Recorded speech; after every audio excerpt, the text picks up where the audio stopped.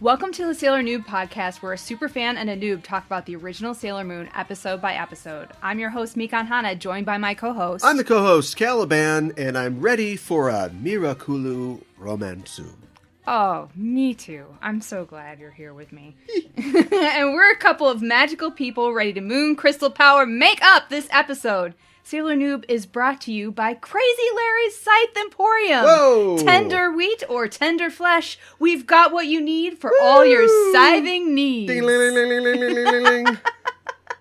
People think I'm crazy, but I'm really crazy. It's not a joke. Crazy Larry's Come get these Scythe signs. Emporium. People are dying to get them. Oh, God. People of the current generation, you know, the vibrant one, don't remember the old crazy used car salesman commercials of the past. I know. Or do they? Because they don't exist anymore. I don't know that they do. I mean, they're just YouTube videos now, right? Yeah. I mean, every once in a while you get a real good car ad or like a boat dealership or a political ad where it's just some guy with a pocket protector and he's like, you know, you don't think that I mean it, but I mean it. These prices are really cheap. Yeah. Come check it out. And then he gets his nephew or something to edit it together in Final Cut.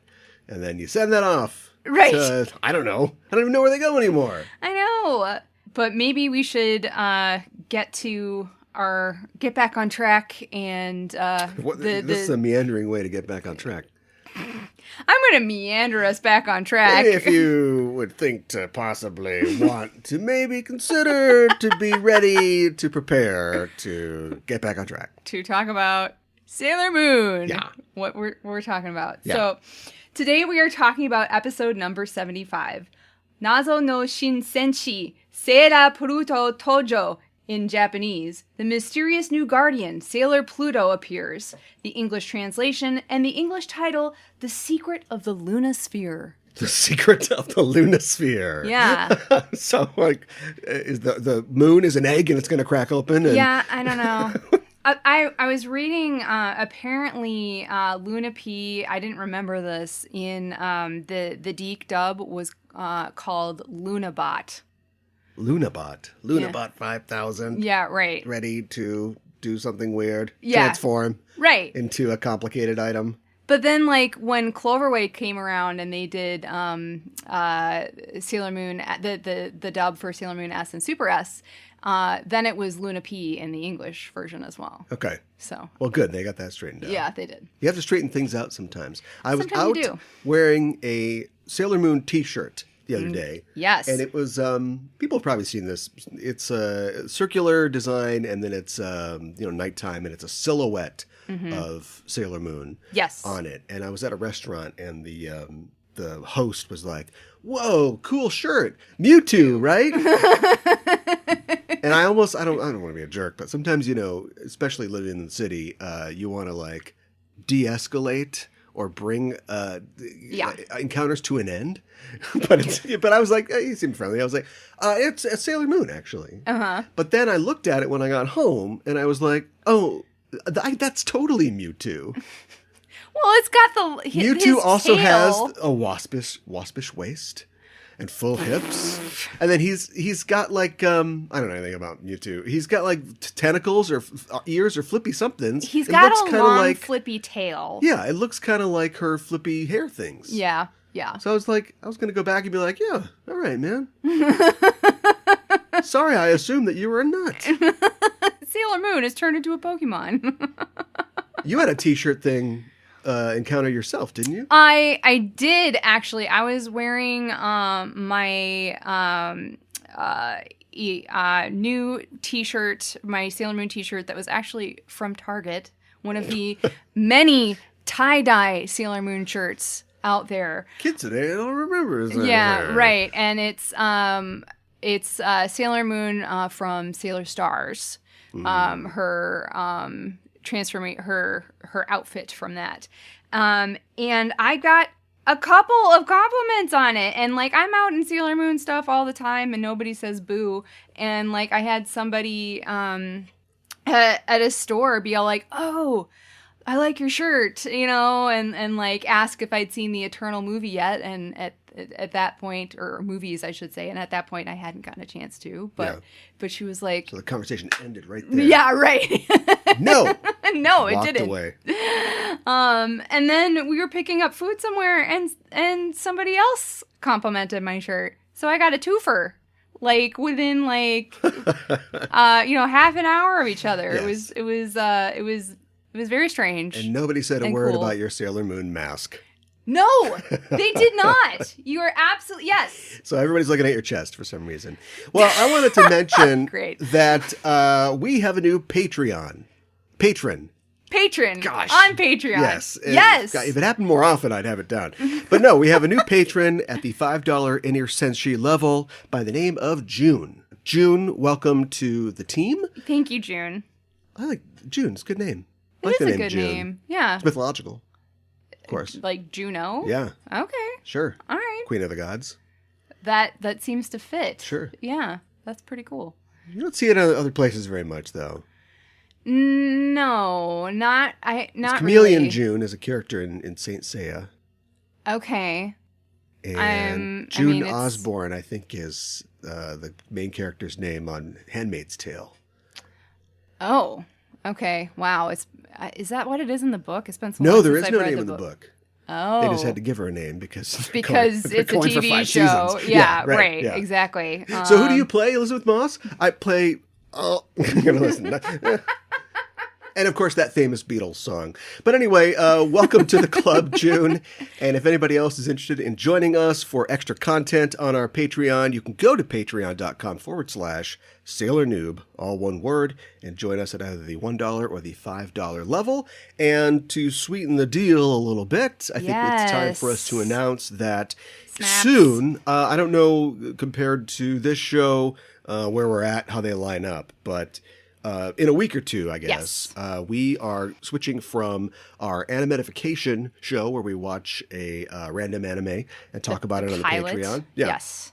To watching the live-action television show, Pretty Guardian Sailor Moon. Yes, PGSM. I'm so excited. Really looking forward to this. Yeah. I've seen bits and pieces, little snatches of it, but I'm excited to be a brand new noob.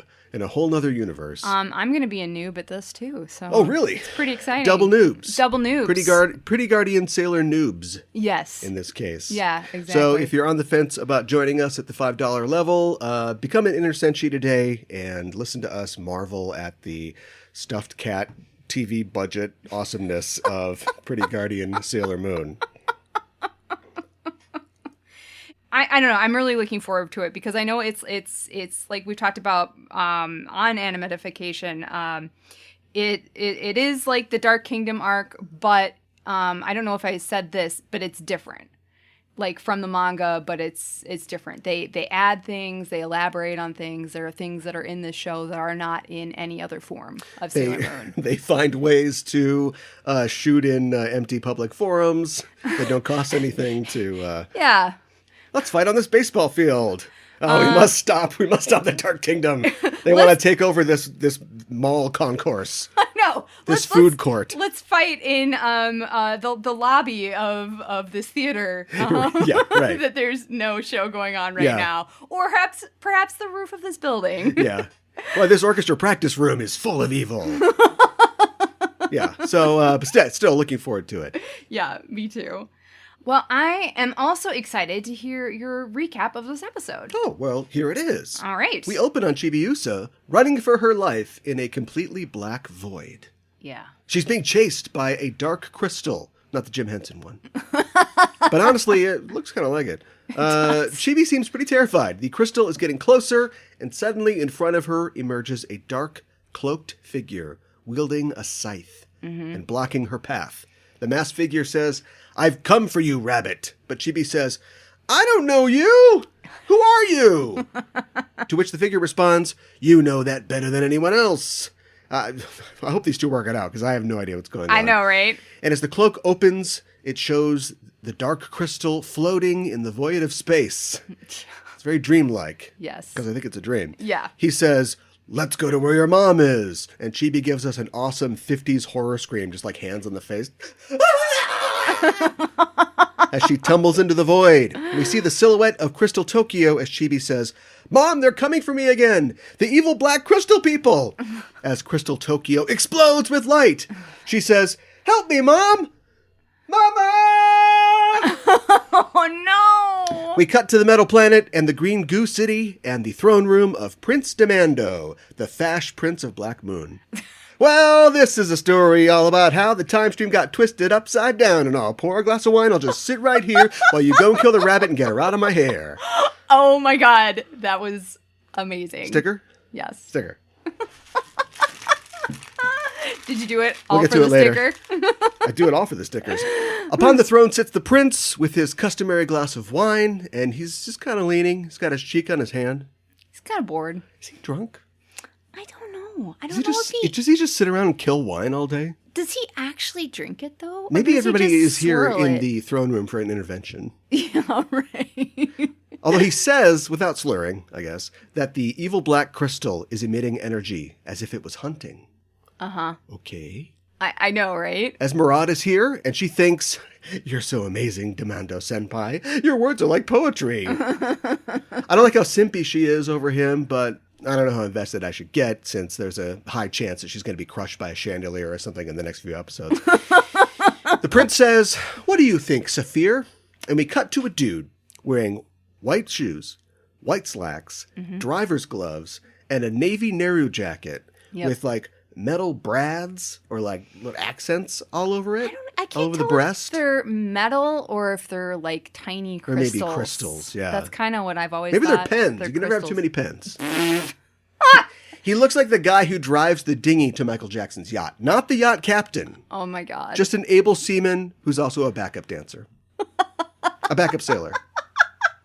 I like it. Saphir says, "What, are we still trying to invade the 20th century?" And Esme says, "Well, with Rubeus gone, I'm taking over, and I won't fail." And Demando says, "You're too loud." I know. And she's like, "Oh, sorry." Saphir says, "We don't need to go after the crystal or the rabbit. Our evil black crystal is invincible." And I feel like evil black crystal is a bit redundant. You have a black crystal. We get it's evil. Demando summons creepy wise guy, and an image of him appears. And wise guy says, "Actually, as long as the silver crystal exists, our crystal cannot be invincible. The silver crystal must be shattered." Yeah. At this, Demando actually gets up, so he can walk. Yes. He looks behind his throne where the evil black crystal pulses with energy, and he says, "Wherever the evil black crystal's energy spreads, our ambitions follow." So that's all set up. Yeah. At the Sakino household, all 5 of our girls, plus the cats, are gathered around Chibi-Usa's bedside. Chibi is asleep. She's tossing and turning fitfully, and Usagi wails, "Chibi-Usa's gonna die!" Ray tells her to calm down, but she says, "I can't calm down! Even the doctor doesn't know what's causing this!" Yeah. This being Chibi apparently trapped in a fitful sleep. Question. Once the doctor failed to determine why this girl was sleeping, did he just F off after that? It kind of seems like it. Oh, well, don't worry about my fee. Good luck with your dying kid. Right. Medical technology. This is Nothing. beyond. There's nothing we can do. So. We can't give her a shot or I'm anything. out of here. Let me know if it changes. Yeah, right. Chibi cries out in her sleep, "Help me! Help me! The evil black crystal! Those people, they're coming! Help me, Pooh!" I need you, Pooh. This will make sense in a second. Oh, wait, I think I know what's wrong. Get the doctor back here. I know, right? At this, Luna P's eyes begin to glow, and it floats up to hover over Chibi's body. It begins to glow gold all over. I knew this day would come. And it kind of turns into a crystal ball type thing, which shows an image of Sailor Pluto. Yes. "I am no one suspicious," she says. I think we're the judge of that. If you start off that way, on a bad foot. But continue. Yeah, right. "I guard the gateway of time and space." Luna says, "Sailor Pluto. Yeah, that sounds familiar." Sure it does, Luna. Sure it does. You just got those script pages today and you know it. Pluto says, please help small lady, referring to Chibi. The evil black crystal is invading small lady's mind. The only way to save her is for you to enter the world inside of her mind. It says squint in my notes. Yeah, you can't hear squint. You're talking about dreams. Pluto says it Where's your top? Your spinning top. Pluto says it will be very dangerous, but all the girls agree it's time that they save Chibi. Yes. Pluto raises her staff, and the girls and the cats awake in a ruined city at night. Usagi comments that the moon looks so big, and we pull back to see that this is probably Crystal Tokyo, or it was Crystal Tokyo, or it's an image of it in Chibi's mind. Right. Makoto says, this is a pretty dark future. Like, this is like Terminator level dark. Uh-huh. But Ray says, but this is just the image in Chibi's mind, so maybe it's not actually like this. That's a spirit, kid. Usagi hears Chibi-Usa cry out for her, Mama! And we cut to her crying and crouch down, saying that she's kawaii. I mean, she's kawaii, but she's kawaii right now. She's definitely scared. Kawaii. Yeah. The girls approach her and say, Chibi-Usa. But Chibi says, my name is Small Lady. Usagi doesn't really get it, and she says, hey, it's us. But Chibi says, I don't know you. Usagi still doesn't get it, but Ami points out that this might be Chibi before she ever met them. Yeah. If the Avengers had had Chibi, they would have been fine. Because why not? We're in somebody's head. She's dreaming of a time before she went back to the past. It's kind of like when, you're dreaming and you're in a strange building, but it's your high school. Right. But like the opposite of that. Chibi says, what are you babbling about? And she runs off. She hides behind a wall and she thinks she's safe, but she looks up to see the masked and cloaked and scythed figure from her earlier dream. Yep. He says, let's continue our game of tag, rabbit, and he swipes at her with his scythe.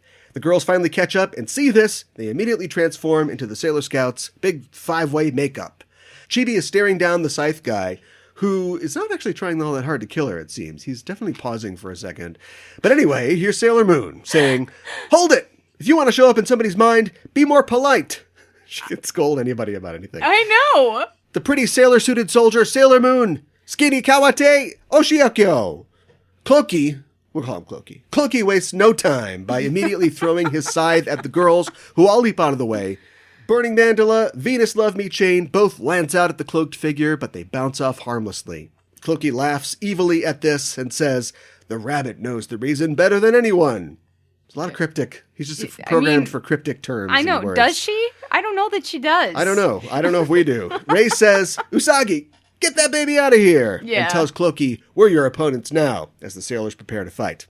Running away from there is Chibi-Usa, who is met by Sailor Moon. She tells Chibi, we're here to help you. But Chibi says, what are you talking about? You're the ones that destroyed Crystal Tokyo. Your Dark Moon clan did this. Mm-hmm. And Usagi says, I guess Usagi's just like, no, point up, not pointed down. Right? Yeah, look at my forehead. Right. We're not their friends. We came here to protect you. You're going to time travel to the 20th century and become our friend. Chibi considers this, but she's like, what? Look, if you're that insistent, I guess I'll trust you, but you have to save my mom. Chibi leads Usagi to the Crystal Palace at the center of town, saying, my mom is sleeping inside. Usagi says, okay, and she's ready to walk in, but Chibi throws a rock that reveals an energy field like the one in the UFO last week. Chibi says, my mom says that the Black Moon clan can control the power of the evil Black Crystal. If you're not going to help her, don't call yourself my friend. Sailor Moon thinks about this, but she's interrupted by the falling of a crystal skyscraper a couple blocks away. So apparently the battle's going really well. Yeah, right. Luna and Artemis run in and say that the sailor soldiers need help, and Usagi promises Chibi she'll help her mom before leaving her under the protection of Luna and Artie. Chibi thinks to herself, Sailor Moon, eh? Back at the battle, which is raging hard enough, at least to level a skyscraper, the sailors and Cloaky have fought to a standstill. Usagi arrives and tells everyone that Chibi's mom is in the palace. And Minako deducts that if they save her mom, they might cure her illness. Yes. See? Yeah. That's experience. Yeah. Yeah. Yeah, none of this really matters. None of this is real. It's all about completing the scenario, right? Whatever form that takes. What is the psychology to get us out of here? Well, what's the end of the game, you know? Like, what is it? What's the trigger? Right. That's the insight I expect from Sailor V. Yes. The girls decide that the way into the palace is through Cloakman, and they square up against him once more. Once again, he throws his scythe, but I guess they were distracted because all 5 girls go down. I know. And Usagi struggles to get up as Chibi and the cats arrive to see the scouts sprawled on the ground. Usagi dashes at the cloaked man and uses the moon scepter to attack, but she's thrown to the ground. Cloaky says, "So that's where you are, rabbit." Usagi throws herself in front of Chibi to protect her, but the cloaked man says, "Let's go back!" And he slams his scythe into the ground, creating a crevasse that widens towards Chibi and Usagi.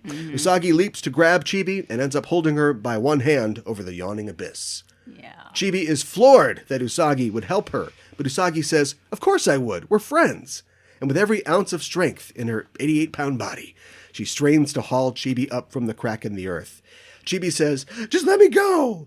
But Usagi says, "I can't do that. We came here to save you." Chibi seems touched by this, and we go into her mind again to see Pluto telling her that the sailor soldiers will surely save her. Yeah. This is like Inception. Check your totem, Chibi. Yeah, if the pancake isn't fluffy enough, you're still dreaming. Give her a kick. It's a weird movie.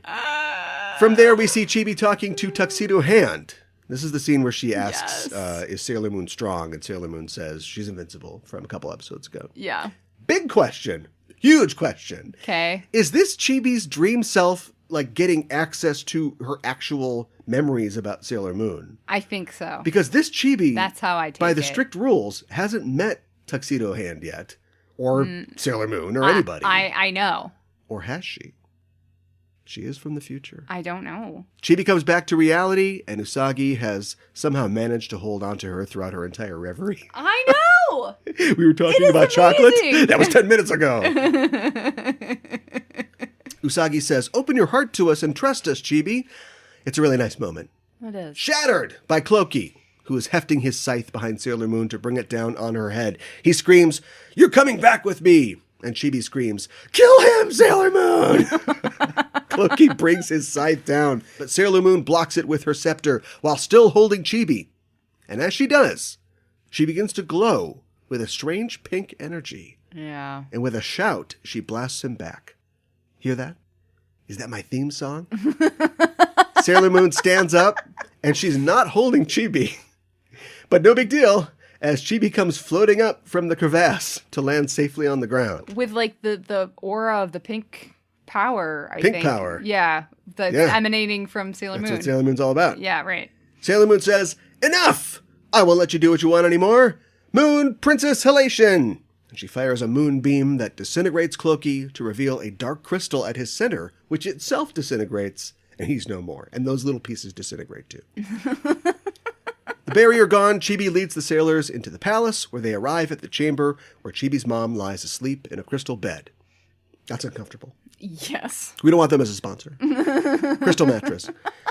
Chibi says, "Sailor Moon, arigato." And she runs in to see her mom as everything around them disappears and resolves into Chibi's room once more. From the Lunosphere, Pluto says, "Arigato, Sailor Moon. Chibi is okay now." Chibi wakes up and says, "I slept very well." "Oh, Pooh! Oh, I want to go home." But Pluto says, "You're not yet ready, and the enemy will appear again with a new plot to get you. Sailor soldiers, please look after her and the silver crystal." And the sphere turns back into Luna P. Chibi-Usa is in tears, but Usagi holds her and thinks, "I'll protect them. Chibi-Usa, the silver crystal, and the future to come.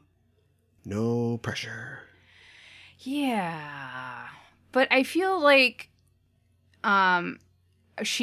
this episode shows her character growth a lot. Like, Usagi comes off as very mature for the most part in this episode, and I feel like she's determined and she's going to protect Chibi-Usa and the silver crystal, like she said, in the future, and but so I agree. I mean, it's a real big one for Usagi. It's real leader stuff that she's doing. Yeah. I have a question though. Yeah. What's the pink power? Is that Sailor Moon power, Or is that we're in Chibi's mind, so as long as Chibi, they keep talking about, I don't know if it doesn't translate, but they keep talking about opening her heart, trusting them, basically. Yeah. So if she's doing that, is she can control the dream, basically. Like, I'm not hanging off a cliff, I'm just in my mind. That is a fantastic question that I do not know the answer to. I'll have to put pink power on my coming up. Yeah, I mean, I think Sailor Moon can sometimes have an aura about her, but I feel like this is the first time we've visually seen that. It's the first time I've seen anything. Yeah. It's the first time I've seen Sailor Pluto, speaking of yes, having power. So I want to defend myself a little bit because I feel like 25 shows ago, I talked about Sailor Pluto and how I knew that Sailor Pluto had time powers. And we make fun of how transparent you are, but you must have done a good job because I was totally disabused wrongfully of that. And then later on, about 10 shows ago, I said, oh, maybe Sailor Saturn has time powers because Saturn, aka Kronos, is the god of time. Mm-hmm. And no, it was just Sailor Pluto the whole time. So thanks for that. I'm trying not to say anything. No, you're doing your job right. And she's got green hair. Gotta have green hair. Yeah. I love her look. I think she's really cool. I like Sailor Pluto a lot. I don't know what to think about her because she's the first sailor that we've met that doesn't have, an alter ego that we know about. She's not like a teenage schoolgirl or whatever. Right. And so she seems kind of, she's very knowledgeable. Yes. Because she knows what's going to happen, I guess. She has these powers over time, and she's kind of mysterious. She is. She's definitely mysterious. Why doesn't she give them advice from the future? I don't think she... Well, it doesn't explicitly say that she can't, look in a history book and go... Maybe she can't. Yeah. Thanks for warning us about the UFO. Great stuff. Right. Well, yeah, I know. I know they call you Pooh. Yeah, well... And this is the first time we've seen her appear from Luna P too. So in all those times that Chibi-Usa has been visibly upset, and she talked to her before, right? But she's always just saying no, can't do anything. I know it's not super reassuring. When we've got McDonald's at home. We mentioned Inception a couple times already. It does feel like Inception. I mean, Christopher Nolan didn't invent the idea of going into somebody's mind or their dreams or whatever, but that's literally what's going on here. Mm-hmm. And they kind of, they use this, it's like a get out of jail free card. I think when we were watching it, I talked about bottle episodes on TV. This isn't really a bottle episode because it would have to take place at the school or Usagi's house or the park. Pre-existing sets is how live action bottle episodes work. This is they go to a totally different universe or the future or whatever. Right. Even though they're in her mind. Your special effects budget doesn't know it's fake. Right. So it's not really that, but it is a kind of a standalone info dump type episode. Even though it is the dump truck open beep beep backs up, tilts, nothing comes out of it. Because we didn't learn anything. Not really, except that it's the evil Black Crystal, apparently. What I got out of this was that they kind of incepted her to trust them. Because the whole point is, I guess, back in the real world, even though she's seen that they're heroes, seen them do hero stuff, and has saved their lives, at her core, she doesn't really trust them still. And as we see in this dream, if this is a representation of Chibi before, like I mentioned before, she's scared, she's despairing because she wants her mom, but she's not really scared of this guy. She's, got that Chibi-Usa kind of fire. She's staring things down and she's showing bravery and beyond her years. Part of that is her self-reliance and her self-assuredness as a 6-year-old. And so this, you can say in real life, Chibi-Usa, put those pancakes down. You have to trust us. Right. But it's almost like they, like in the movie Inception, kind of give her an idea and convince her that it's her idea. Do you know what I mean? They convince her dream self. They show her dream self that they're reliable. That she needs to trust them. Back in the real world, she trusts them now. And then also there's a dream robot. Yeah, I don't understand how... I'm very confused as to how that works. I've read on a couple of wiki pages that Prince Demando sent the droid after. Oh, so what you're telling me is nobody knows. So that's okay. I don't think so. Because I think they're just insinuating that, because he remarks like, "Oh, it seems like our crystal, it seems like it's hunting." Do you know it's hunting? So you being clever? Are you not telling Esmeralda and Saphir your plan? You can't listen to a word he says. What? I was just really confused, like, rewatching it. I had to, like... My headcanon is that they put that in her in the future. They put that, like, in her brain or something like that. And so if she ever got away or something, maybe the evil Black Crystal can, control that thing, the crystal in her through time or whatever, to like kill her in her sleep. Okay. So she can't come back. I read something that suggested that that Prince Demando activated it so she would be asleep until they could find her or something like that. But that is not in the show at all. And I think that is pure conjecture and somebody making a story up where there is no story. Well, ours was better. It's like if they want to kill her, not giving them ideas, but this is like Noob Tokyo. Just drop a bomb on a Super Chupan. Like they alternate between wanting to capture her and kill her. And I don't understand the difference yet. I think they want to capture her to kill her. Yeah, but if you just kill her, then you don't have to capture her. Just set a fire. Yeah. you know what I mean? I know. Like, where her preschool is, right? Right. Boom. Oh, okay. All right. It's gotta be that's like a plan. I don't like it. Evil predator drone or something like that, right? Come on.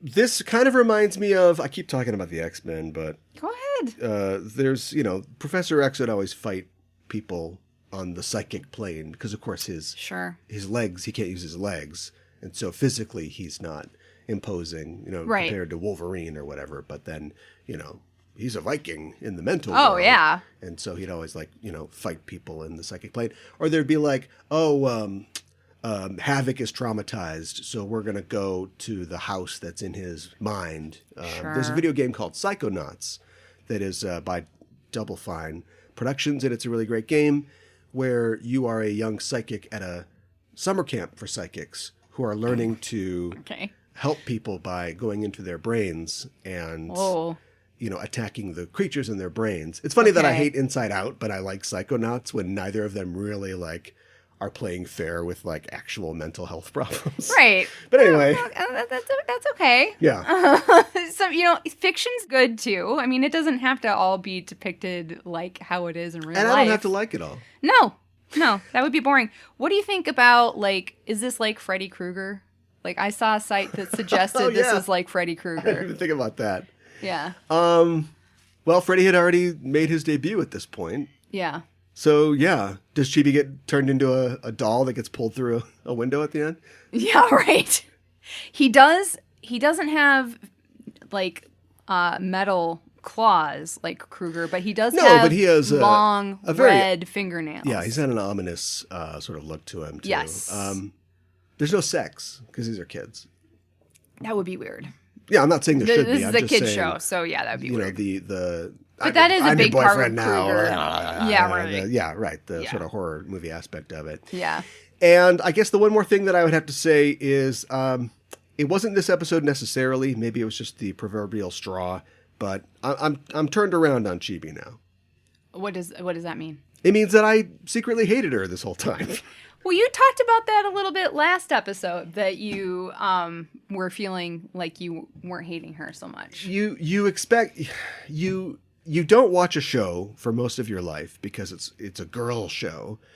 Yeah, and then you watch it and you go, all the years I wasted not being a Sailor Moon fan. But you still hold preconceptions. And so a Chibi version of the main character is going to join the cast of the show, and it's like, we're Urkeling this bitch. You know what I mean? She's going to ruin this thing. Mm-hmm. And instead, she's a totally different character who has her own personality, her own conflicts within that personality. It's weird. The only weird thing is you accept, that I can follow a 14-year-old hero because they're not adults, but they are facing not only monsters, but the trials of becoming an adult, of pre-adulthood. Mm-hmm. You have to apply that to a 6-year-old who really should just be in school and playing with blocks and stuff like that. Or a Nintendo Switch. I don't know. Right. So I guess if you can just get over that, seeing her, face these problems with bravery and, intelligence, but also have the enjoyable, exploitable characteristics of a child. She wants pancakes. Give me some pancakes. Yeah, right. And she's going to be a brat. And, yeah, she's a brat. And I think, I don't know, I don't know what happens in the manga, but I think that the creators knew that because of the way they introduced her. She was introduced in a very unorthodox way, and having her, what can we do? This kid pulls a gun. Do you know what I mean? I think it signals right away that this is not going to be what you think it is. It's not going to be, the snarf of the. I guess you have to. Everybody's going to have to look that up, but that's okay. That? We'll go back to the Urkel or Robo Urkel. Or Stefan, who was the good-looking version of Urkel. You got me there. Yeah. I watched Family Matters. It's called The Nutty Professor. I've seen it before. Yeah. Look that up. Yeah. So, I mean, the manga, obviously it differs a little bit, but when Chibi-Usa is... Oh, here we go with manga talk with Mika and Hana. I won't do it that much. When Chibi-Usa is introduced, it happens more or less the same way. She lands on Usagi's head. Which is a knife, though. Yeah, no. And she, points a gun at her. That's all Naoko Takeuchi. So I think she didn't want her to be, similar maybe in some ways, but not a complete copy by any means. Sure. And, I want to also say that you're not alone in not liking Chibi-Usa. There are many... But I do like her. I know you like her now. But there are many fans who don't like her largely because of how mean she is to Usagi in the very beginning. And plus, it's like a child. It's like a family. You're the kid. The parents have another baby. You're jealous of the baby. Yeah. Right. This is Usagi's show. We don't need this other kid in here. But if we can, even at this point, and again, I make the point about them being kids. If they're just going to be kids and the series is going to end and they're still kids, we're never really going to see them grow. I know there's a cursed child non-canon short story where they're adults or whatever, but we're never really going to see them grow. But if we just kind of pretend or we use an equivalent of now this is a child, a younger sister or a daughter figure that she needs to become responsible and protect, we get those beats still. Yes. Without having to follow Usagi throughout her entire life. Although, like I said, I would totally watch, Sailor Woman. Oh, me too. And but not the Powerpuff Girl version. No. And I mean, there are a lot of fans who want Naoko Takeuchi to write more manga, but I think. What's up with that? Well, I've seen a lot of people's responses on that. It was a very grueling process. Oh, boo-hoo. It was. Seriously, the life of a mangaka is... But she's a star. I know. And I don't know, what ownership, if any, she still has, what percentage of these characters... Oh, maybe that's the problem. Maybe she's I don't need to work. I can just cash these Netflix checks. Mm-hmm. But if she returned, it would immediately be a gigantic success. I agree. And she could go at her own pace, and it would be... Well, money makes. If she could go at her own pace, maybe she would do it. Yeah, I don't know. Money, that's what all the hard work's for. Yeah, and appreciation. But she is. I can't remember his name right now, but she's married to a famous mangaka as well. Ooh, what a good piece of information we don't have. So this is the sticker that I pulled, and it is very nice, extremely fitting. It is a Princess Serenity. Yes. And she is swirling around in her lovely dress. She's doing she must have jumped up or been fired out of a cannon because she's not touching the ground, but her skirt is trailing down instead of around her face. So, yes. Yeah. Or perhaps she's using the power of flight, which I don't know that she has. Yes.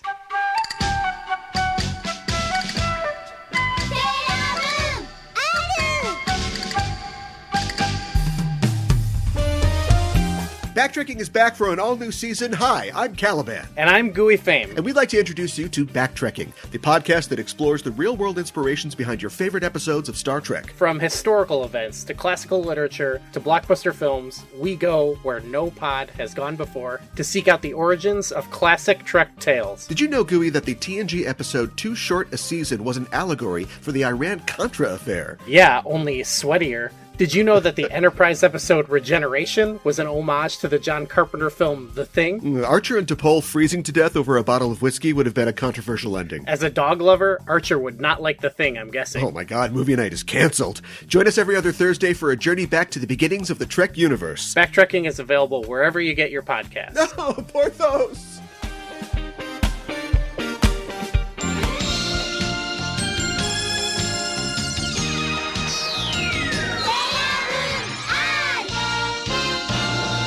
For Kyoro Kyoro Miru, or Curiously Looking Around, where we talk about elements of Japanese culture within the episode, in honor of the introduction of Sailor Pluto, in this episode we are going to talk about astronomy in Japan.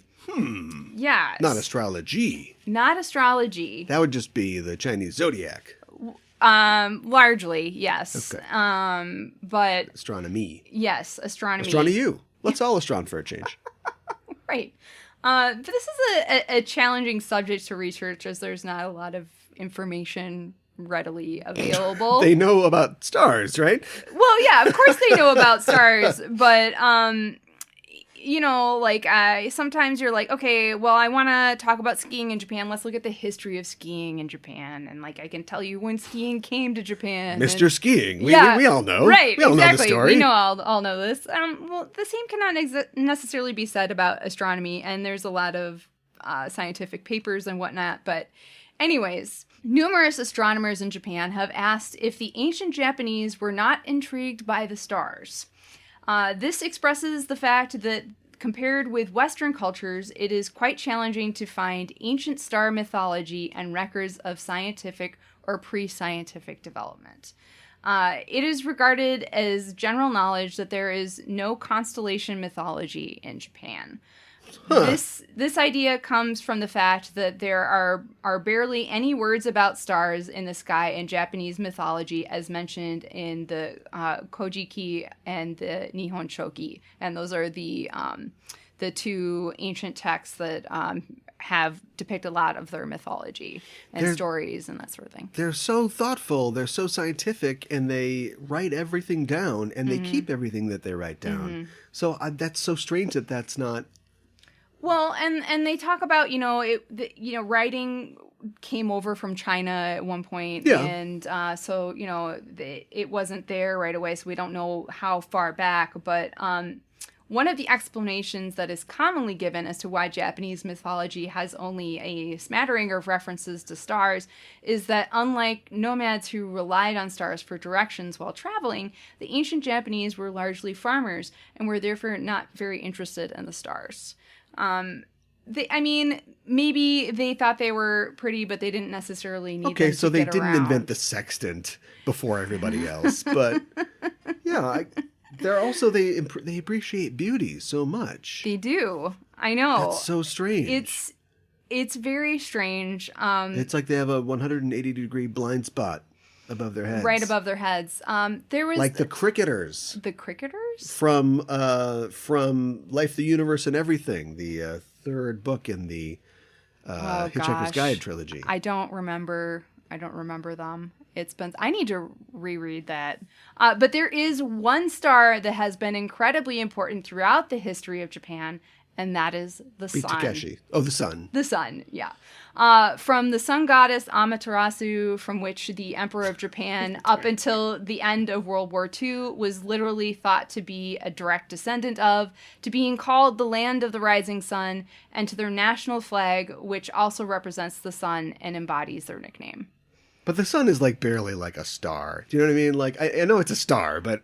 I know it's a reach, but just go with me here. It's not, astronomy-wise, it's not a star. I guess. Okay. But I as far as... I'll open my heart. As mythology goes, so the The Kitora tomb is an ancient burial mound, or kofun in Japanese, located in the village of Asuka in Nara Prefecture, Japan. The tomb is believed to have been constructed sometime between the 7th and 8th centuries, but was only discovered in 1983. The ceiling, and it has a lot of paintings in it. The ceiling of the tomb is adorned with a map of the night sky, which charts 68 constellations with stars depicted in gold leaf. 3 concentric circles are sketched in red, displaying the movement of the celestial bodies, one of which is the sun. After studying this map for decades, Japanese researchers have come to the conclusion that it is an accurate star chart, possibly the oldest one in the world. However, it was not a depiction of the night sky observed above Japan. Oh, okay. I'm not saying it was aliens. A Japanese word for aliens. Yeah, right. It appears to be centuries out of date from the time the tomb is dated. Right. And it depicts the sky somewhere hundreds of miles to the west. There is debate among researchers as to the date of the chart depicted. Some say between 240 and 520 CE, and others say 120 to 40 BCE. There is also debate as to whether the location of the star chart is somewhere above China or Korea. That's like Qin Shi Huang, or Shi Huangdi, the first emperor of China, died in 200-something BC, and his tomb was very elaborate. He's the guy that had the terracotta warriors. Sure. And he had like a diorama of the imperial city with like rivers of mercury. And like gemstones for stars in the ceiling of the tomb. And I don't know if it was accurate, but clearly they were like, oh yeah, cool, stars. Let's put that up there, like a college kid's dorm room. Or if you were a junior high girl who liked glow-in-the-dark stars. Okay, all right, fine. Which sailor has that? Which one would have that? Minako. I had that. So you found, okay, great. So there's an X-Files tomb, but like, what about Hoshi? It means star. Yes. There's so many Hoshis. There are many, words for star in the Japanese language. I mean, clearly there has been an interest in stars, but does that chart with astronomy? Whose tomb was it? They don't actually know. Great. They believe so it was raided sometime before they found it, but they did find like a fancy sword and some other things. It was glowing. Right. No, it was some sort of like, it was like an important figure. They don't know who it was exactly, but an aristocrat of some, right. Of some sort. But they also, the same tomb has paintings of the 4 directional animals from China. Right. It also had that as well. Okay, so it's Chinese. So when did they finally? I mean, I assume that there's Japanese astronomers. So when did they finally discover astronomy? So Asada Goryu is often considered the first astronomer, one of the first astronomers in Japan, and he helped integrate Western and Japanese astronomy during the Edo period. He lived between 1734 and 1799. I'm not exactly sure when he started doing astronomy and integrating that into Japanese astronomy. Sure. But I guess one thing you have to keep in mind is because they got everything from China. Well, they got everything from China. Calendar and everything. Yes. Because they were a closed country for so long, they didn't have a lot of new scientific works available to them. Galileo, I hardly know him. Yeah, I know. But okay, all right. But yeah, Western scientific theory was generally available only through obsolete Chinese works. edited by Jesuit missionaries in China. So that's a couple different translation Watch loops. silence. Yeah, right. Yet Asada managed to construct sophisticated mathematical models of celestial movements and is sometimes credited with the independent discovery of Kepler's third law. Kepler's third law. Asada also studied anatomy in Western texts, and and his learnings were incorporated into a compilation by his friend Riken Nakai in Eso Rohitsu in 1773. And apparently the crater Asada on the moon is named after him. Okay. So. All right, now we're getting somewhere. Yeah. So this guy was just like, boy, I'd like to know his story. Historical biopic. Right. Well, it starts off. Hey, Asada, come play with this ball. It's like, I don't want to play with the ball. I want to play with those. And he points to the sky. He's played by Oscar Isaac. And... Oh. Yeah, there you go. I mean, I guess he practiced medicine for a living. So that's what he started out doing. But he must have just been fascinated with the stars. Well, he was apparently a man apart from the rest of Japanese culture.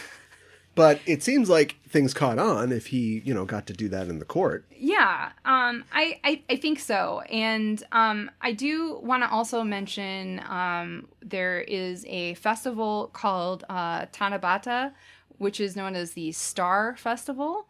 It's called Hoshi Matsuri in Japanese, and it's a Japanese festival that originated from the Chinese Kibi-Usa festival, and it celebrates the meeting of the deities Orihime and Hikoboshi, represented by the stars Vega, the brightest star in the constellation of, is it Lyra or Lyra? Lyra. Which is called Koto in Japanese. And I hope I'm pronouncing this star right. Altair, the brightest star in Aquila, which is Washi in Japanese. So isn't it Koto the auto harp thing? Yes. Yeah, it's an instrument. Yep. According to the legend, the Milky Way separates these lovers, and they are allowed to meet only once a year on the 7th day of the 7th lunar month of the lunar solar calendar. The date of Tanabata varies by region of the country, but the first festivities begin on the 7th of July of the Gregorian calendar, and the celebration is held at various times between July and August. Is this a modern invention, or is this an ancient myth? Well, it's a myth that came over from China, but it the festival was introduced in Japan by the Empress Kikkoden in 755. Right.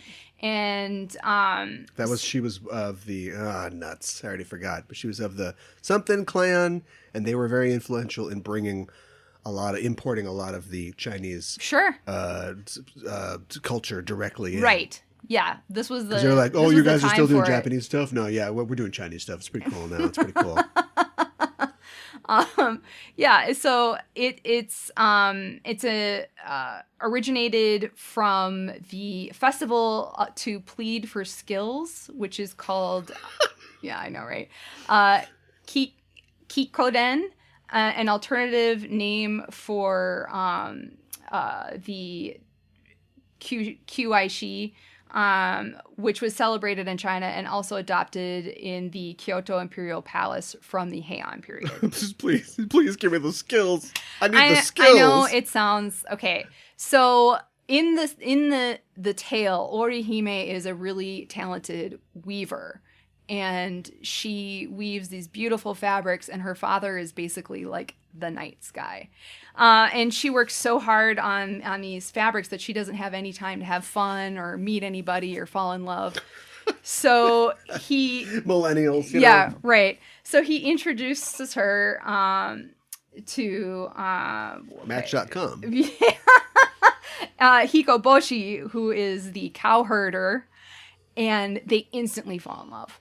And so they are together, and they spend every waking moment together. But her father gets so pissed because she doesn't weave anymore and he doesn't herd his cows anymore. So he separates them with the Milky Way, and he's like, you can't be together. Right. And she pleads with him, like, please let me see him. So he lets her see her one day out of the year. And then he stands under her window with a boombox.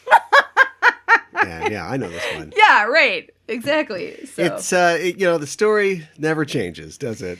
Stays the same. Yeah, I know. Well, that's good. 'Cause I don't know. I consider myself a star enthusiast. Yeah. Or I was an amateur astronomer when I was younger, and that's really just like important to me. Not only, for the scientific knowledge, but the way that it connects to mythology, which of course is the source of all of our real stories. And so it's the most English lit science you can be into in a lot of ways. It is. And so I would hate to think that they were derived of that from so long, but I guess they had it, but it was just like, it's a Chinese thing. Right. It came over from China. It wasn't really their... I mean, they made it their own. Like, I know. Weapons and, I metalworking. And, I know. But they're just like, we'll worry about that one later. I know. But in present day Japan, it's celebrated by writing wishes, sometimes in the form of poetry on tanzaku, which are small pieces of paper, and hanging them on a bamboo tree, sometimes with other decorations. So it kind of, people used to wish for skills, like, I want to be a skilled weaver, like Orihime. I want to be a cow herder. Right, yeah. I mean, other skills besides the skills that there's just two. Just the two. You just got, whichever one. Right. You like being outside, or you don't mind sitting down for a long time. Right, exactly. Yeah. So there's that. In 1782, an official astronomer was first appointed by the shogun at Asakusa Observatory. An observatory was later built for students at the University of Tokyo, and the Tokyo Astronomical Observatory was established in 1888 with the goal to institute latitude and longitude and keep the accurate date and time by observing the stars. Sure, that's your calendar becomes more accurate. So it's like a lot of things that the Japanese have been introduced to later on. Like, they immediately picked it up and ran with it. More or less, yeah. And I would think that, I don't know, maybe not. There's a lot of telescopes in Hawaii because it's isolated from the mainland. Talk about that. Oh, okay. I'll let you get to it. But mountains plus telescope equals good. Yes. Yeah. It thumbs up. Absolutely. Because you're closer. Well, for one thing, but also isolated. You are a little bit closer to Altair, but it's more the thinness of the atmosphere. Yeah, okay, fair enough. Not as much cloud coverage. Today, Japanese astronomers are making valuable contributions to the science of astronomy. The National Astronomical Observatory of Japan, or NAOJ, is an astronomical research organization comprising of several facilities in Japan, as well as an observatory in Hawaii and Chile. It was established in 1988 as an amalgamation of three existing research organizations: the Tokyo Astronomical Observatory of the University of Tokyo, International Latitude Observatory of Mizusawa, and a part of Research Institute of Atmospherics of Nagoya University. In 2006, Dr. Matsuri Iie discovered at the time the most distant galaxy found that gave scientists a picture of the universe as it appeared nearly 12.9 billion years ago. In 2012, he discovered a galaxy that was even more far away. Ie's findings came by creating narrowband filters to detect Lyman alpha photons from galaxies far, far away. What? I did that. Did they see Chewbacca? Yeah. Did they see him? Yeah, exactly. Utilizing these filters with Japan's Subaru telescope in Hawaii, Ie's team completed a detailed survey of primordial galaxies. The team's finding that galaxy density decreases significantly between 12.8 billion and 12.9 billion years ago, identifying the beginning of the cosmic dawn. The expansion. Yes. Secured Ie the 2013 Japan Academy Prize. Nice. Yes, which is awarded to an academic. In Japan? In Japan. Okay.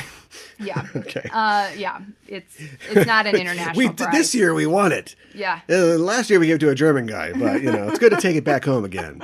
Okay. All right. The Subaru telescope is... It fits 6 comfortably. Yeah. Sorry. You had to get it in there. I know.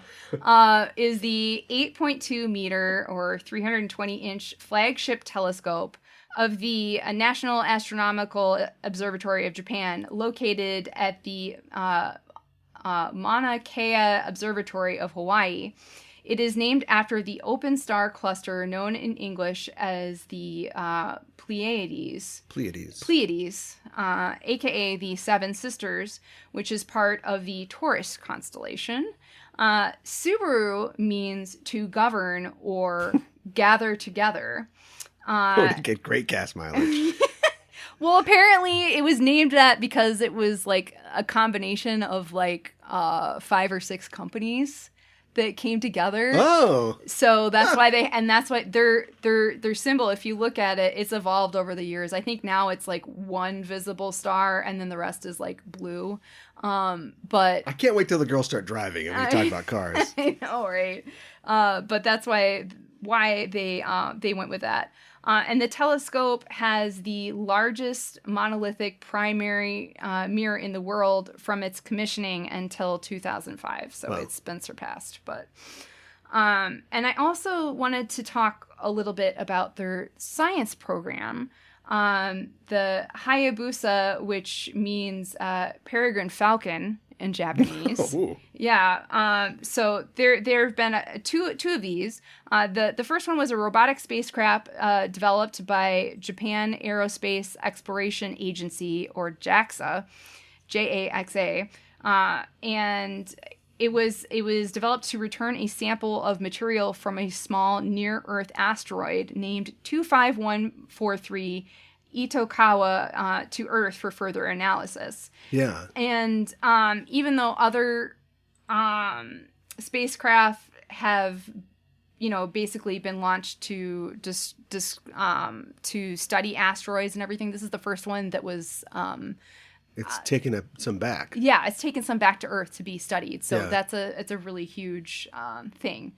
They're like, it's rocks. Okay, we got it, everybody. I know. That's 800 million yen well spent. I know. And there's a Hayabusa 2 that actually just recently came back to Earth with some samples in December 2020, so just recently, and its mission has now been extended through at least 2031 when it will rendezvous with the 1998 KY asteroid. It's a slippery asteroid. Hard to catch. Yeah. So again,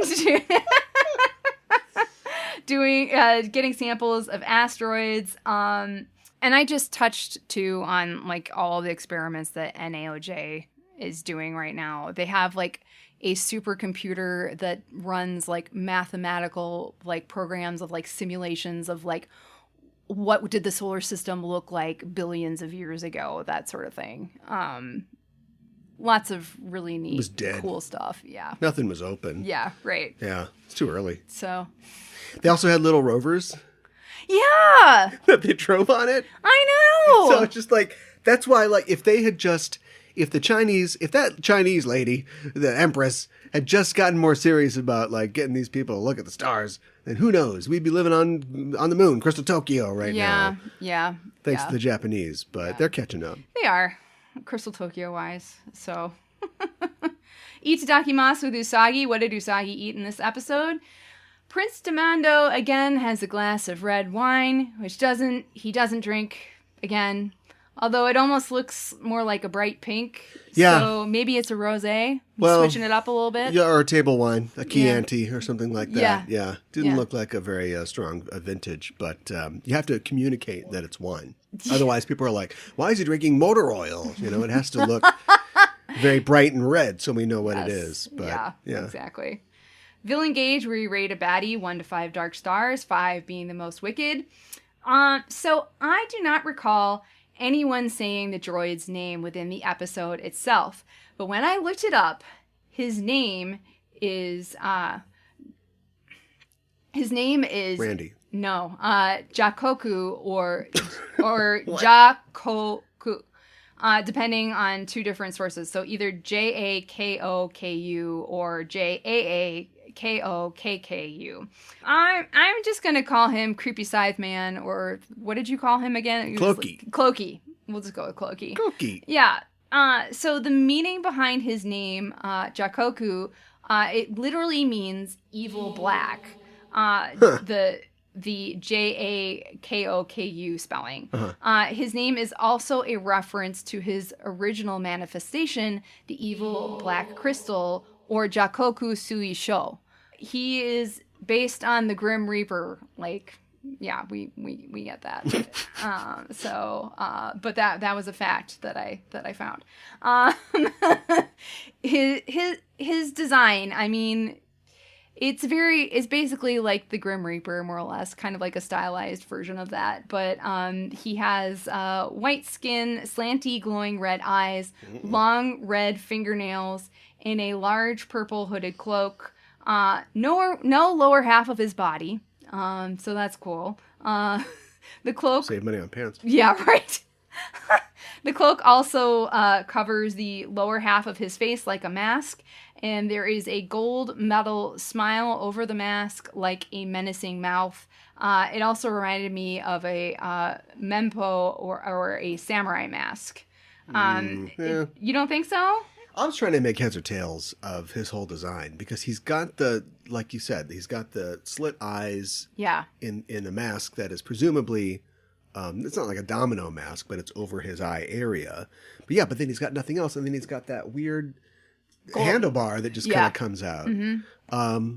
It looks like a creepy smile kind of, too. Yeah, kind of. I wouldn't be surprised if there's some connection to costume, the No Theater or historical dress or something like that. Do you know what I mean? They don't make these decisions without a reason, but I couldn't find anything. I couldn't either. I mean, I think a lot of the no mask, that's why I said a samurai mask, just because that ornate, don't like kitsune masks, like fox masks have like eyes like that sometimes?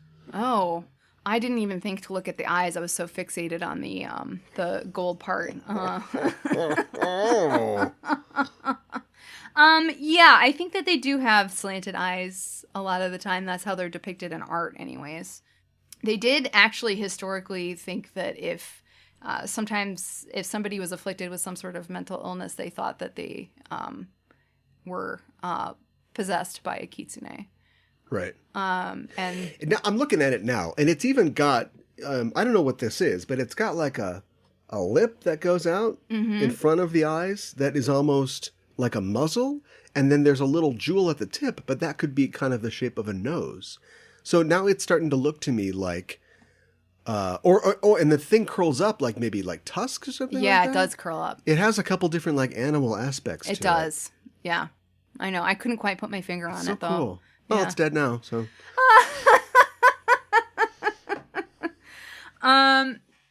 This is a talking bad guy episode. We haven't had one of those in a long time. Like he speaks in full sentences. He does have some good lines too. I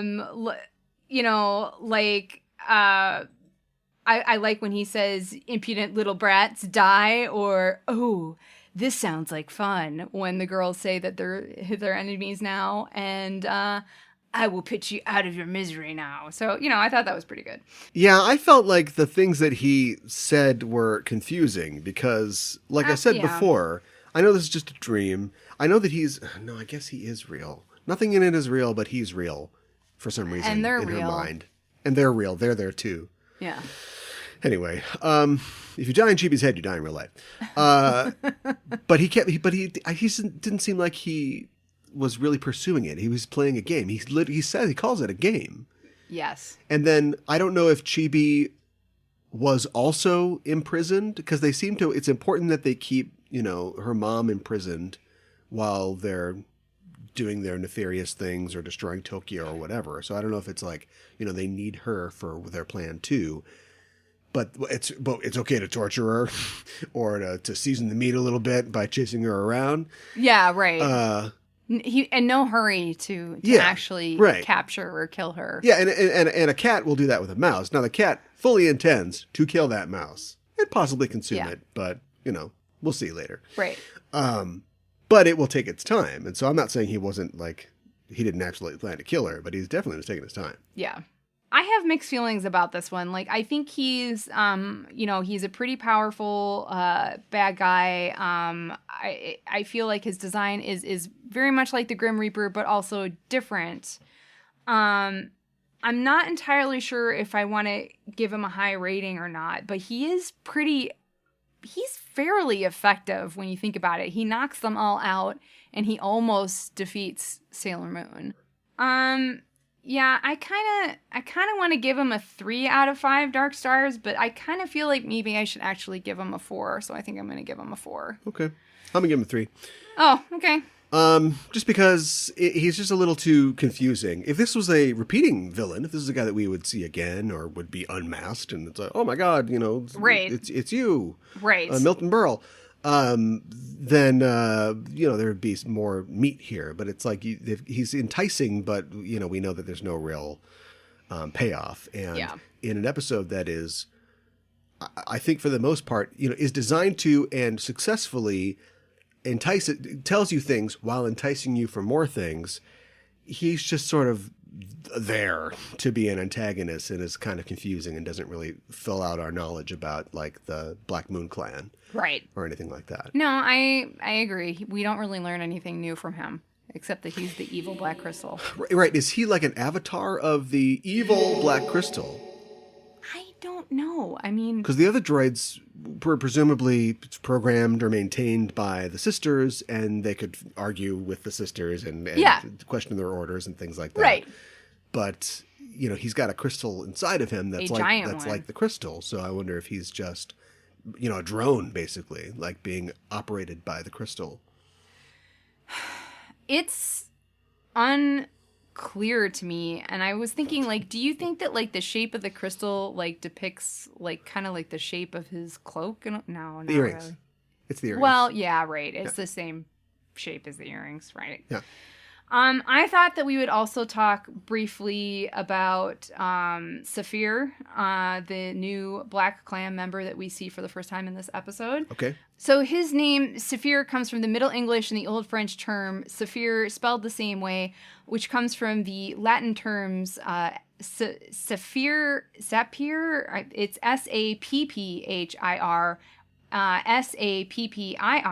or Sapphiris, which comes from the ancient Greek term sapphirios, which is precious stone or gem.